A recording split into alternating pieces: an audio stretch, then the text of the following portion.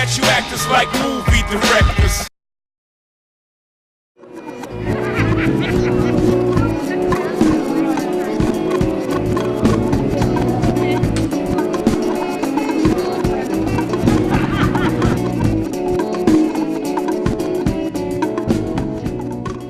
So how are we going to have a picnic? Then one brother called and he said, are we going to have the picnic? And he said, because I don't need he said, the picnic doesn't need me. He said, I need the picnic. Yeah. And I said, absolutely, we're going to have the picnic. And then I began to just reach out to different people, and like Paul and Deb, I mean, just all of you have just really stepped in and say, I need this. And everybody stepped in and helped me so that I was not overwhelmed, so that it didn't create a burden. And I appreciate you for that, because I could not have done it without you.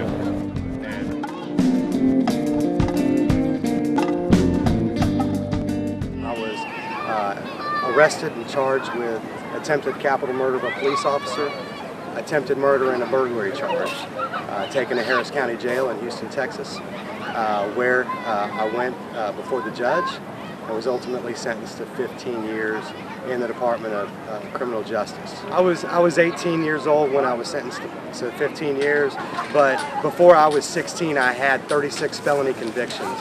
I was the first juvenile in Florida to be sentenced as a serious juvenile habitual offender.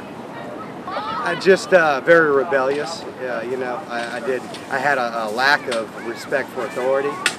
Didn't want anybody to tell me what to do, wanted to do whatever I wanted to do, and wound up paying the price for it many times. I met Reggie on Tieuel unit, LB Tieuel unit. For many years, I held the keys. I opened the doors and put people behind the doors. I was a prison guard from the year of 1986 until 1995. And in April 1, 1995, the bars that I used to open for others, I found myself behind. I was convicted of aggregated delivery of cocaine. I was a prison guard by day, but a coke dealer by night.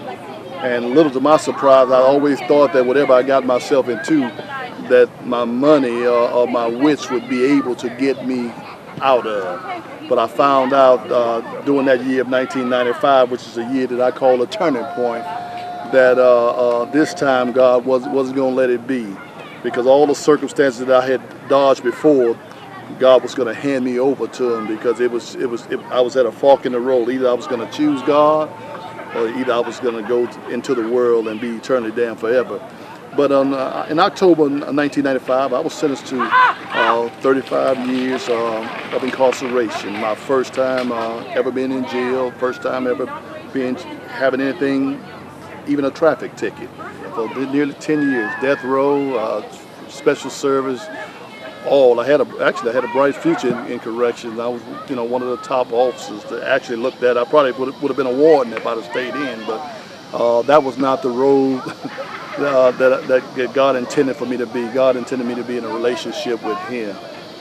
I met my friend Reginald when I was about 12 years old. We grew up together and we did different stuff together.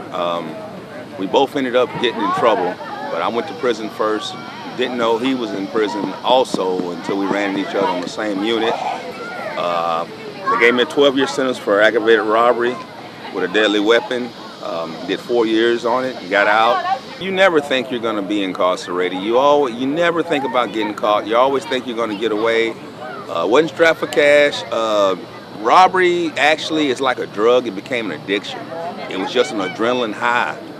And I just thank God never hurt nobody, never killed nobody, but it was an adrenaline rush. And I never thought, you never think about getting caught. You always think you're going to get away until you do get caught, actually. The last time I was incarcerated, which I stayed 13 years, the prior time I have a total of maybe 21 years in and out of prisons. I did federal time and abundant state time. But God came into my life and I ran, and the last time I was out, I only stayed out a week.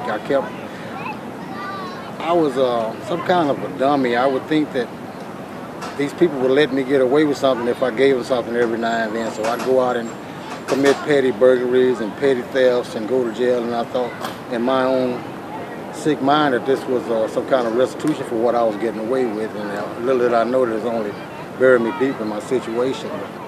No, never had a drug-related incident in my life. What drew me to prison is what I said earlier, was that I felt if I gave the police something to look at, that they wouldn't be looking at the big picture, which was just very stupid to me. And by the time I realized the mistake I'd made by committing these petty incidents, that I became a career criminal. Like I stated, I was incarcerated a total, I think, 22 years, and the last time was 13 years. And there's no future in incarceration.